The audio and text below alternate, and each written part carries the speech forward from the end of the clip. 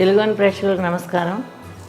ఈరోజు నేను మీ అందరికి కూడా అరటికాయ ఆవపెట్టి కూర నేను చేసి చూపిస్తాను. దీనికి కావాల్సిన పదార్థాలు చెప్తాను. శనగపప్పు, మినపప్పు, ఆవాలు, ఎండుమిరపకాయలు, పచ్చిమిర్చి, కరివేపాకు, పసుపు, ఉప్పు, కొంచెం చింతపండు రసం.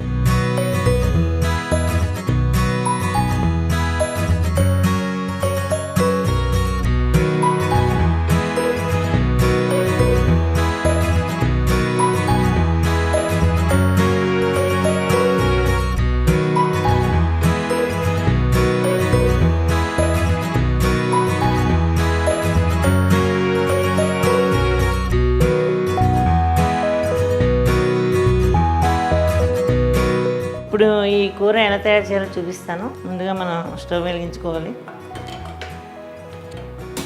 ఇప్పుడు ఈ అరటికాయని మనం ఈ చెక్కు తీసేసుకుని ముక్కలుగా తరుక్కుని వేడి నీళ్ళలో పసుపు ఉప్పు వేసి ఉడికించి ఉంచుకోవాలండి.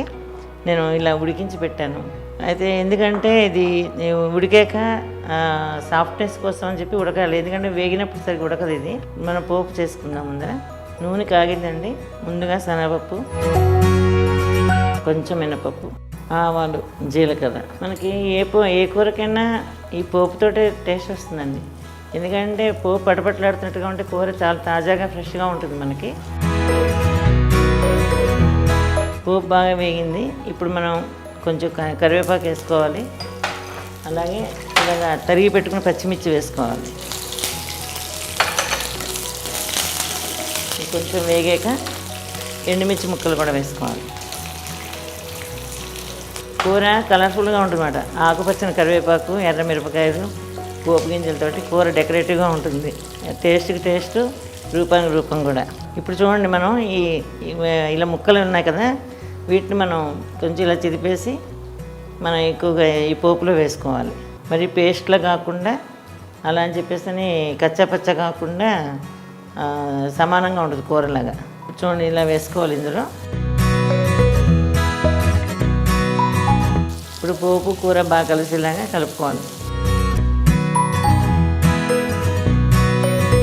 మనం నీళ్ళల్లో పసుపు వేసినా కూడా కూరలో ఇంకొంచెం పసుపు వేసుకోవాలండి కొద్దిగా. ఎందుకంటే కూరకి మంచి బ్యూటిఫుల్ కలర్ వస్తుంది. తగినంత ఇంకొంచెం సాల్ట్ వేసుకోవాలి. ఇది నీళ్ళల్లోనే అయిపోతుంది కాబట్టి మనకి కూరలో తక్కువ అయిపోతుంది.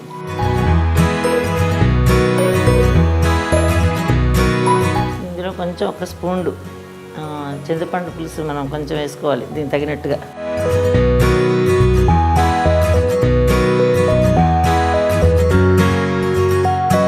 ఇప్పుడు ఈ అరటికాయ ఆవపెట్టి కూరకి మనం ఆవాలు, ఒక పచ్చిమిర్చి వేసి రుబ్బి ఇందులో కలపాలండి. అయితే స్టవ్ మీద ఉన్నప్పుడు కలపకూడదు, ఇది చేదు వచ్చేస్తుంది. అందుకని మనం స్టవ్ బాగా సిమ్మి చేసి అది వేసాక వెంటనే స్టవ్ కట్టేసి కలుపుకోవాలి.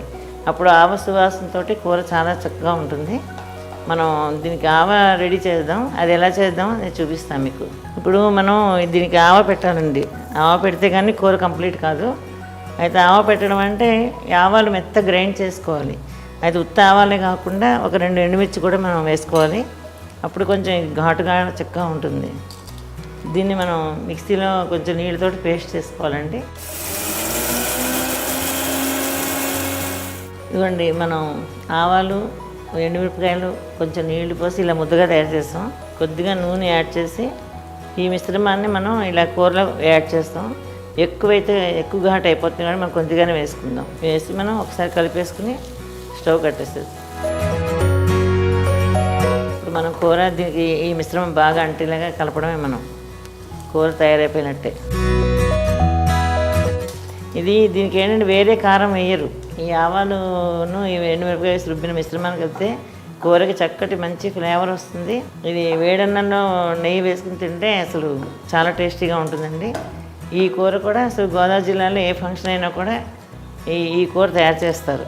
కూర రెడీ అయిపోయిందండి. దీన్ని బౌల్లోకి తీసుకుందాం.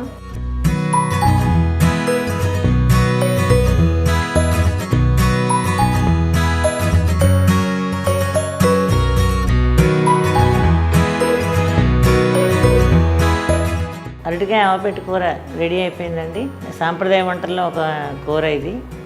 దీన్ని మీ అందరూ కూడా చేసి దీని టేస్ట్ ఆస్వాదిస్తారని చెప్పేసి అనుకుంటున్నాను. మళ్ళీ ఒక మంచి వంటకంతో మిమ్మల్ని కలుస్తాను.